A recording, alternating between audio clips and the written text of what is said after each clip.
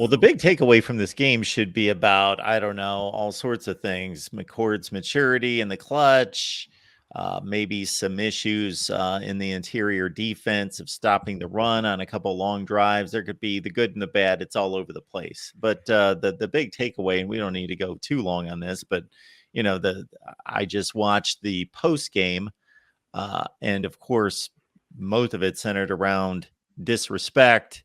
And did that come from multiple sources? This has been floating around for quite some time, of course, in terms of not Ohio State not being a physical team.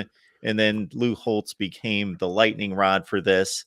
And Ryan Day obviously took exception. And, I'll say this one last thing before you guys cut loose, that Ryan Day from day one always appeared to me to have the persona of a very mild-mannered person, but I thought that more came from, I think, him being a coach in the NFL and me just having that thought about him and the just his presence, his look, and it, being of that temperament. But he's really not. He's gotten fired up quite a bit. The first one that hit me was after the 2019 Clemson game. And that's not a criticism. That's just an observation. And so, yeah, he went off, of course, after the game. And now his team's going to have to continue to put up. Well, I'll just say this about Ryan Day. You have to remember he is a small school point guard and quarterback, and he has that mentality. And he has that mentality behind the scenes, and he's a scrappy guy. But when you are the face of Ohio State, you have to have a different kind of air about you. But then also, this was more than just LOU HOLTZ. This was not just LOU HOLTZ saying this. This was a message that was being permeated throughout, and for years as well. I mean, this goes back to,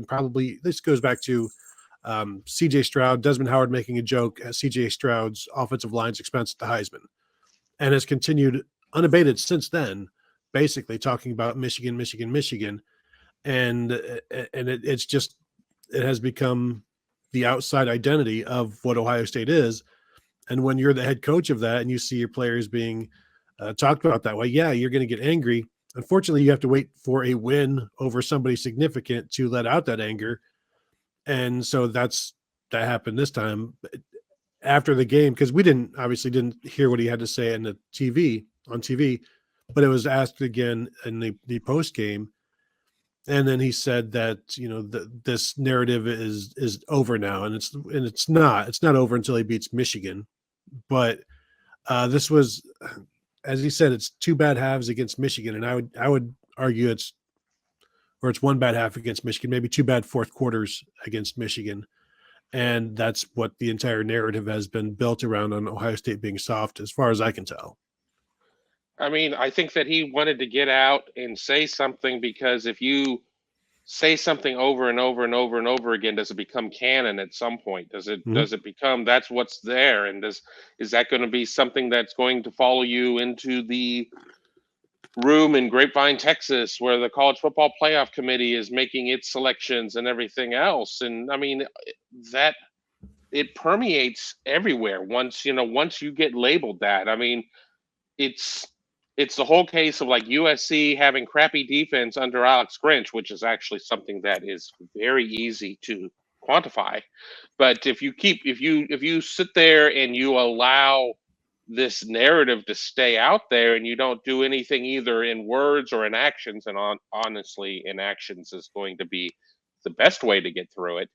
It just seems like, well, then you're soft. I mean, you're not even fighting it at this point. So there's certainly going to be a lot of people who are going to sit there and say that he was whining and kvetching and everything else. But I support it. I mean, I don't think that it was something of where he just completely flew off the handle and it was, it came out of nowhere. I definitely think there was a method to the madness, and he was mad. I'll say that. He was mad. You're muted. Yep, I'm muted. I was muted. I actually, my post game routine anymore is to go to the interview room and watch the last 5 minutes of the game there. That way I'm set up and ready to go. And I can also post my game story, as the clock goes 0-0-0, which it hit 0-0-0 twice this week. So that was a nice touch that they gave us. And I had it all written that Notre Dame was going to win the game. And then when they punched it into the end zone, I had to frantically rewrite the first 3 paragraphs and explain that no, Ohio State actually won the game. And originally they'd won the game 16-14. And then we found out that there was 1 second left and they had to kick the extra point. I'm a little sketchy on the rules. If there was truly 0-0-0, would they have been compelled to run the extra point regardless? Or was the game, since they had enough points to win it, officially over if they hadn't put the extra second on? I'm not sure about that. But anybody who has an idea on it can speak up, I suppose. But they also had to kick off. And here was an interesting perspective. Kevin, I think you were down there. We hear celebration in the locker room right next door, and we look in there, and there's Keenan Bailey and Jim Knowles and some of the assistant coaches. And somebody said to them, "Hey, guys, the game's not over yet." And they're like, "What?" "Yeah, the game's not over. They put a second back on the clock, and you kicked off out of bounds. So now Notre Dame is Jim actually Knowles wasn't happy about that. Yeah, they're actually going to run a play. So now they're having to defend a play without any communication with their defensive coordinator who had left his headset probably upstairs in the box. And, all's well that ends well. They threw a short pass, 2-3 laterals, a forward lateral, game over. And, Buckeyes get out of there with the 3-point win, 17-14. But my routine is to have the broadcast on my phone. That way I can skis a few comments from the coach or Kyle McCord, whoever they put on live television after the game, in which they put them both on there. And then I also listen to the post-game radio show. So I saw with, whatever the Peacock delay is on my phone, 30-second delay probably, I saw what happened as it unfolded and him, venting his spleen on to poor Catherine Toppin on NBC, that poor lady. They're doing a Notre Dame broadcast, and the Ohio State coach is taking the greatest living coaching legend in Notre Dame history to the woodshed. I'm sure the producers in the back had to be like, "Oh my God, we're going to get letters and phone calls." And so he vented his spleen.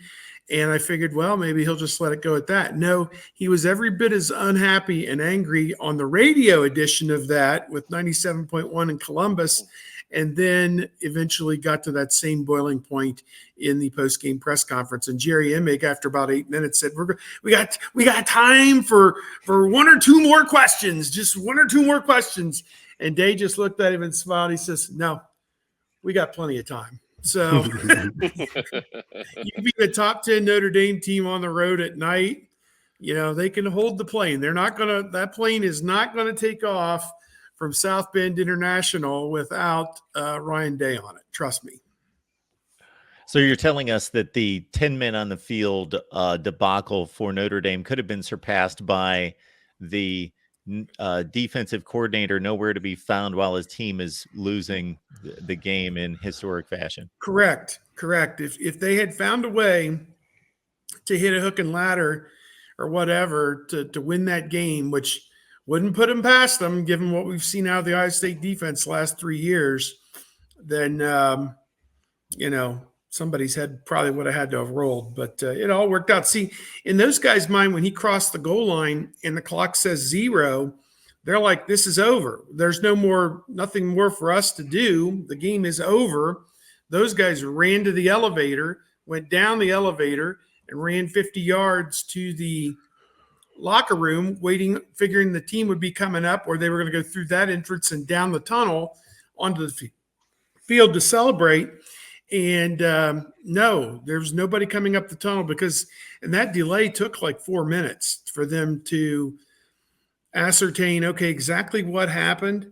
Okay, so did he cross the plane of the goal line? And what was the timing aspect of that? Somebody must have had a stopwatch and said, okay, snap, goal line.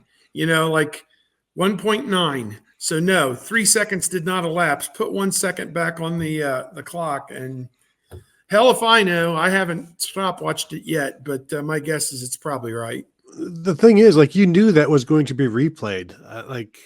I don't know why anybody would leave their post at that point, but obviously, well, the clock said 0 though, so either way, the game's over. There's not going to be another down. Nobody's thinking that there's going to be a timing issue as much as they're thinking it's going to be thumbs up or thumbs down on the touchdown. The clock said 0. True. Yeah, it's done. I'm seeing, as the dog's attacking me over here, is I'm seeing on here about the point after, and I posted the rule in the chat with what I found from an article somewhere. So take it for what it's worth. You don't. Oh, it's 3 posts or whatever. If a touchdown is scored during a down in which time in the fourth quarter or the fourth period expires, a try shall not be attempted unless the points would affect the outcome of the game. So there's the first of the 3 posts. It was just that tells long, you. so that it carried over. But my point is that people are like, well, they should have taken a knee. Well, I'll tell you which is more likely to happen: a blocked extra point being returned for a touchdown, and okay, we saw a blocked field goal happen at Penn State, returned for a touchdown, or the potential of an absolute bed pooping on like a hook and ladder type play or something like that. I think you absolutely go for kick the extra point, because the chances of it being blocked are we're talking onside kick level or less. Well, with the extra point, wouldn't they still win 17-16? Wouldn't it just be a 2-point? No, it would have been. You only had 16. If they block it and return it, it's 16-16. Hello. Yeah. Okay. As my publisher Dan Rubin would say, I was told there would be no math. So the thing about nailed that one. The thing where people are saying you should do this. Ohio State did it the right way because they came out with a victory, and Notre Dame never got close to altering that at the end. So, they kicked the extra point. That was the right decision because it worked. And they kicked it out of bounds. That was the right decision because it worked. So if they should have done this or they should have done that. If you change any of the outcomes, if you watch any Star Wars or Marvel, movies or TV shows, if you change any little outcome, that can spiral out of control. So don't change anything. Just enjoy the win.